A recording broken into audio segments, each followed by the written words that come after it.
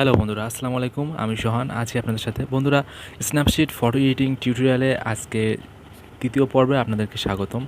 বন্ধুরা, আমি ইতিমধ্যে আমার দুটি ভিডিও আপলোড করার পর, স্ন্যাপশিট টিউটোরিয়াল সম্পূর্ণ ভিডিও আপলোড করার পর আজকের এই ভিডিওটি একদম শেষ পর্ব। তো আশা করি আপনারা মনোযোগ সহকারে দেখবেন, আর যারা দুটি পর্ব দেখেননি তারা অবশ্যই ওই দুটি পর্ব দেখে নেবেন। আমি ডিসক্রিপশনে দিয়ে দেবো, আপনারা ওখান থেকে দেখে নেবেন। তো বন্ধুরা, এখন আমি ভিডিও শুরু করতেছি, তো আপনারা মনোযোগ সহকারে দেখবেন।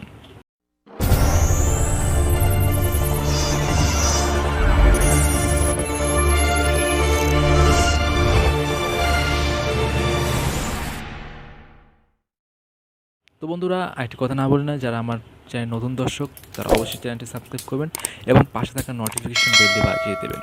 তো বন্ধুরা, আজকের ভিডিওর একদম শেষ পর্যায়ে সেটি হচ্ছে গত পর্বে আমি শেষ দিয়েছিলাম ব্ল্যাক অ্যান্ড হোয়াইট পর্যন্ত, হোয়াইট থেকে। তো আজকে শুরু হবে হচ্ছে নয়ার থেকে একদম ফ্রেম ফ্রেম পর্যন্ত। আজকের এই ভিডিওটি একদম শেষ পর্ব, তো আশা করি আপনারা মনোযোগ সহকারে দেখবেন। তো বন্ধুরা, আমার ফটোটি এখন আছে এই পর্যায়ে। তো বন্ধুরা, এখন আমি এডিটিং দেখাবো আপনাদেরকে। তো প্রথমে আমি নয়ার দিয়ে শুরু করতেছি। তো নয়ার অপশন আসার পর এটির কাজ সম্পর্কে আমি দেখাবো। সেটি হচ্ছে, এখানে আপনাদের অনেকগুলো ফিল্টার দেওয়া থাকবে। তো এখান থেকে আপনারা ওল্ড মডেল ভাবে আপনারা ফটো এডিটিং করতে পারবেন, একদম পুরাতন আগের দিনের পুরাতন দিনের স্টাইলিশ করতে পারবেন। অনেকেই এরকম পছন্দ করে, তো তাদের ক্ষেত্রে এই নয়ার অপশনটি আপনারা ব্যবহার করবেন। আর আমি আর আগেও বলছি, প্রত্যেকটা অপশনেরই একটা করে ম্যানুয়াল অপশন থাকে।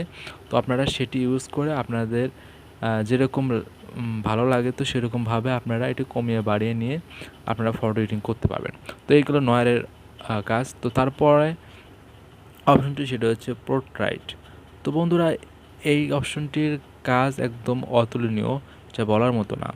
এটি দ্বারা আপনারা মুখের স্পট কিংবা ডার্কনেস এগুলো আপনারা দূর করতে পারবেন। সেটা হচ্ছে এটার স্মুথিং ইয়াটা দ্বারা। তো এখানে দেখেন অনেকগুলো অপশন দেওয়া থাকে। তো আপনারা এগুলোর প্রত্যেকটিরই কাজ আছে। তো তার ক্ষেত্রে সবথেকে মোস্ট ইম্পর্টেন্ট সেটি হচ্ছে স্মথ টু এবং স্মথ অন।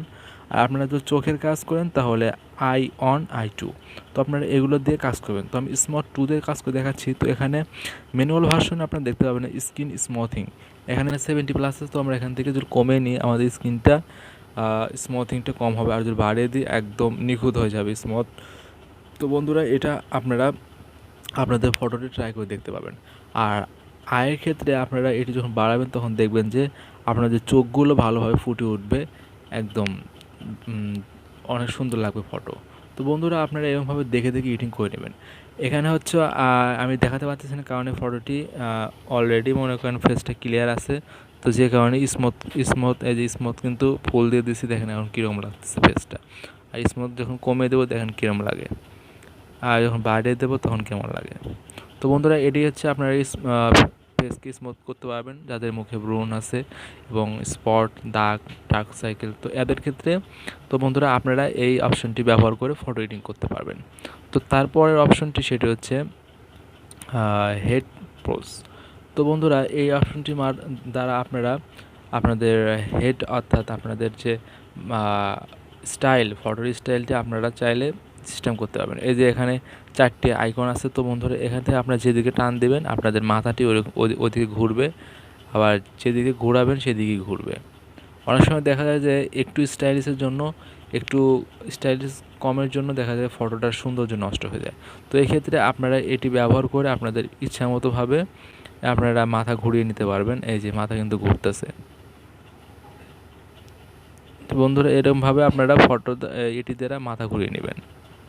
শুধু কিন্তু এটা দ্বারা কিন্তু শুধু কিন্তু মাথায় কিন্তু ঘোরে, তাছাড়া অন্য কোনো কিছু কিন্তু ঘুরবে না, শুধু ফেসটাই ঘুরবে।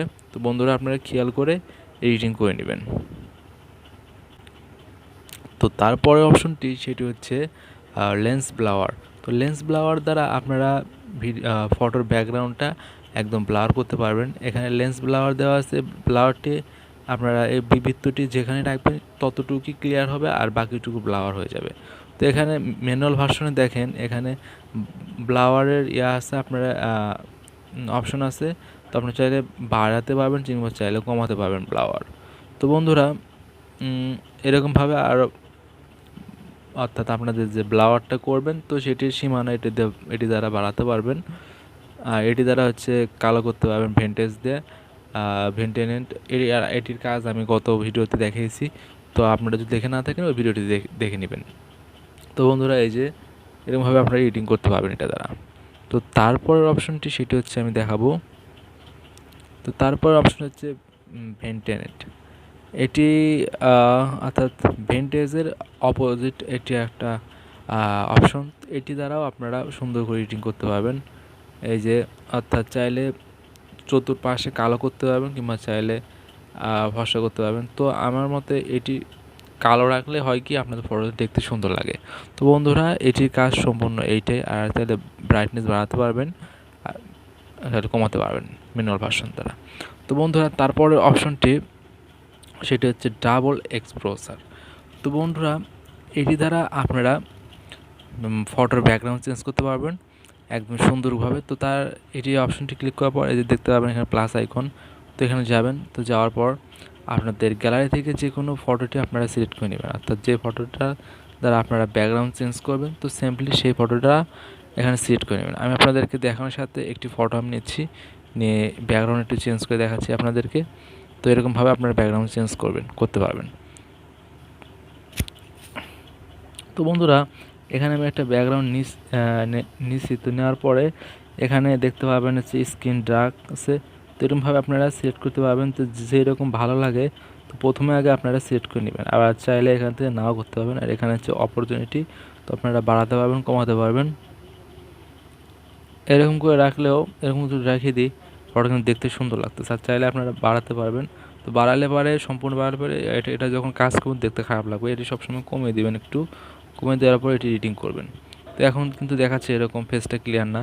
তো এই ক্ষেত্রে আপনারা ঠিক এখানে ক্লিক করবেন, ক্লিক করার পর এই অপশনটিতে যাবেন, যাওয়ার পরে ভিউ এডিটিং অপশনে যাবেন, যাওয়ার পর ডাবল এক্সপোজার ক্লিক করার পর এই যে ব্রাশ আইকনে ক্লিক করবেন। ক্লিক করার পর এটি ক্লিক করার পর এখানে ক্লিক করে দিয়ে এটি সবসময় জিরো থাকবে। জিরো থাকার পর এটি সুন্দরভাবে হাত দ্বারা এরকমভাবে ঘষে ঘষে ঘষে ঘষে ঘষে ঘষে পরিষ্কার করে নেবেন।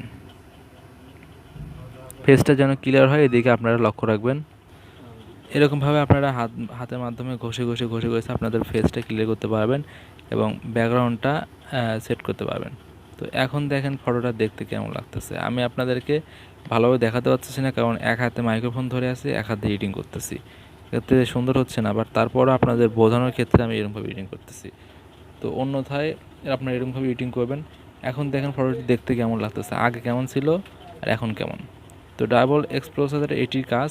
তো বন্ধুরা আপনারা এভাবে সিলেক্ট করে নিয়ে এডিটিং করতে পারবেন। তো তারপরের অপশনটি আমি দেখাবো, আগে এটি এখান থেকে ডিলিট করে দিই। তো বন্ধুরা তারপর অপশন সেটা হচ্ছে টেক্সট। তো ফটো এডিটিং করার পর কিছু যদি লিখতে চান তাহলে আপনারা এখান থেকে টেক্সট ফিল্টার সিলেক্ট করে নেবেন। এখানে অনেকগুলো আপনাদের লেখালেখির অনেক ক্যাটাগরি পাবেন, টেমপ্লেট পাবেন। তো এখান থেকে যে টেমপ্লেট ভালো লাগে আপনাদের নেম টেমপ্লেট, তো বন্ধুরা এটি এখান থেকে আপনারা সিলেক্ট করে নেবেন। তো নেওয়ার পর যেটি করবেন আপনারা এখানে প্রথমে লেখার অপশন পাবেন না।